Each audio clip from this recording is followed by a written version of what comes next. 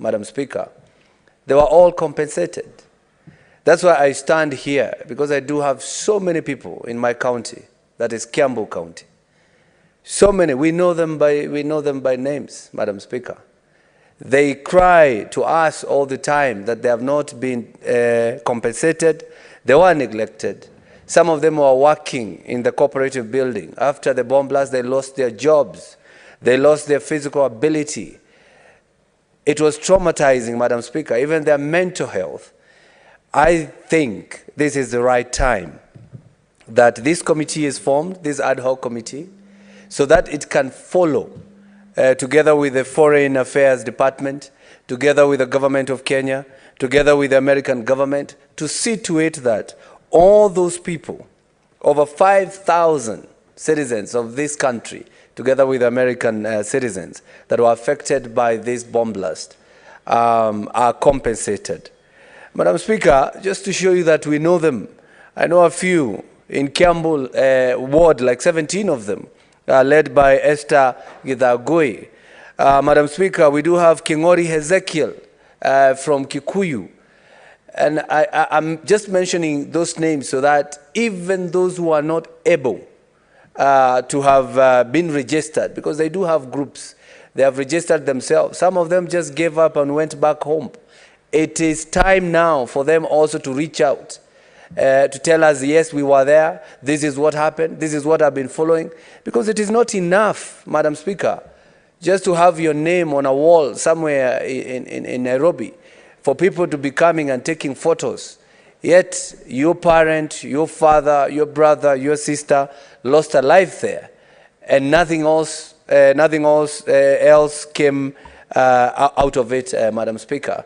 So I think I call upon all those who could have been victims of the 1998 bomb blast here in Nairobi, also to come out, register, so that as this committee, this ad hoc committee is looking into this matter, at least they will have the right numbers, the right people, and of course, there will be, at the end of it all, they will know that they really help those who are supposed to be helped. So I stand here to support this motion, to support this committee. It has members who are very diligent, led by the mover of the motion, Senator Agnes Kavindu. Of course, we do have Senator Daniel Maanzo, Senator Alexander Mundigi, Senator Beatrice Ogola, Senator Jones Mwaruma, Senator Mohamed Said Chute, Senator Jackson Mandago, Senator William Cheptumo, and of course, Senator Perry Stobiko. I believe this is the right team to look into this matter.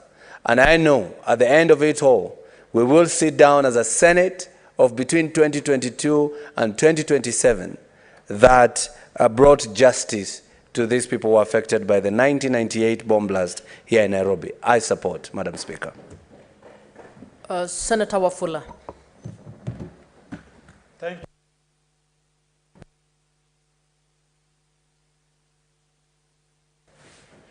Thank you for this opportunity, Speaker, for me to support what my good senator has brought into the House. At that time, I was a tender gentleman in primary school. At that time, Kenya Times was the newspaper of the day, and my good parents could afford a newspaper, and KBC was the real thing at that time. We were surprised, perturbed, and in shock to see what happened in Nairobi at that time. People died, people suffered, people were in shock. The entire country was trembling. We had relatives and friends in that building.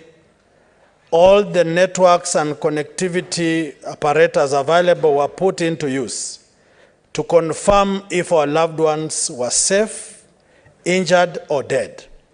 Some were injured, some died, some it was possible for government to save them at that particular time. And it's so sad in the history of this country that up to now, such people are dubbed as history, while I believe some, because of their financial and political connectivity, managed to get good health services, care in hospitals. They had insurance covers that catered for them.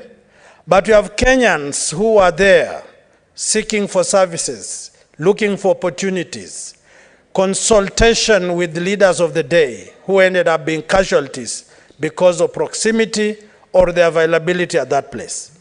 And I believe the reason why that building and Kenya was attacked is because of our proximity and association with our partners in this world.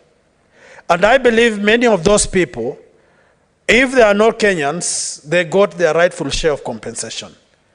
But for Kenya, as we enjoy our cordial relationship with our partners and paying the price for our connectivity and friendship with our partners, our people are still languishing in poverty, in pain, and some cannot fend for themselves because of that attack. I want to beseech this House, Speaker, that our friends should be always with us in our times of need and in their times of need. They should stand with us when our people are suffering, and not only when we are happy in this country. We can't be talking about this over 15 years. Where is government? Where are our partners? What are our moral standings in this society? What are the values that we stand for as a country and with partners? It can't be business only. We are human beings. We are human doings. Whatever we do must reflect the human perspective.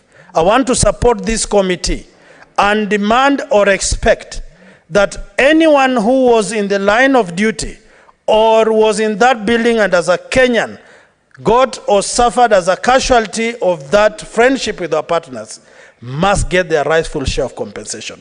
And I hope that people didn't chew our money. You know, we are living in a country, Speaker, where as people cry on media, in social media, in functions, we might be sitting on a time bomb where people struck deals to close that file as people suffer. So this committee must go deep, find out what are the agreements all about, who did what at that time in history, were there any agreements or concessions that government entered with our partners, so that we close this file and everyone goes home happy, or those who are at home and were casualties are confident and happy that this chapter has been